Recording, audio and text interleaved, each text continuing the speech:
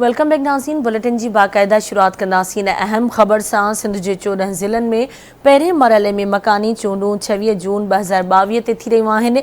Returning ऑफिसरनि पंहिंजनि लाॻापियल ज़िलनि में इलेक्शन लाइ पब्लिक नोटिस जारी करे छॾिया। उम्मीदवार नामज़दगी कागज़ 10 खां 13 मई ताईं रिटर्निंग ऑफिसरनि वटि जमा कराए सघनि था। अवां खे अहम ख़बर ॾियूं पिया। सिंध के 14 ज़िलनि में पहिरें मरहले में मकानी चूंडूं 26 जून 2022 ते थी रहियूं आहिनि। रिटर्निंग ऑफिसरनि पंहिंजनि लाॻापियल ज़िलनि में इलेक्शन लाइ पब्लिक नोटिस जारी करे छॾिया आहिनि। उम्मीदवार नामज़दगी कागज़ 10 खां 13 मई ताईं रिटर्निंग ऑफिसरनि वटि जमा कराए सघनि था। सिंध के 14 ज़िलनि में पहिरें मरहले में मकानी चूंडूं 26 जून 2022 ते थी रहियूं आहिनि। रिटर्निंग ऑफिसरनि पंहिंजनि लाॻापियल ज़िलनि में इलेक्शन लाइ पब्लिक नोटिस जारी करे छॾिया।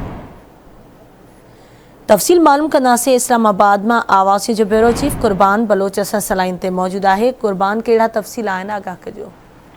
जी, सिंध में पहिरें मरहले तौर मकानी चूंडुनि जो जेको मरहलो 14 ज़िलनि में शुरू थिए पियो, इहो सिलसिलो 26 जून खां जेको मकानी चूंडुनि जो पहिरियों सिलसिलो शुरू थींदो ऐं इन सिलसिले में जेके रिटर्निंग ऑफिसरनि ऐं जेका लाॻापियल ज़िलनि में नोटिस जारी करे छॾिया आहिनि ऐं उम्मीदवारनि खे हिदायत कई आहे त हू 10 खां 13 मई ताईं पंहिंजा नामज़दगी फॉर्म रिटर्निंग ऑफिसरनि वटि जमो कराइनि।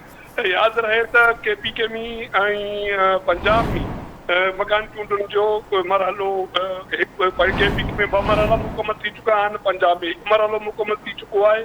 सिंध में पहिरियों दफ़ो ही 14 ज़िलनि में पहिरियों मरहलो मकानी चूंडुनि जो शुरू थिए पियो, जंहिंजो सिलसिलो 26 जून खां शुरू थींदो, जंहिं लाइ रिटर्निंग ऑफिसरनि खे उम्मीदवारनि उन खां नामज़दगी फॉर्म जमो कराइण जी हिदायत करे छॾी आहे। ठीक है, वञ महिरबानी कुर्बान तफ़सील खां आगाह करण जे लाइ।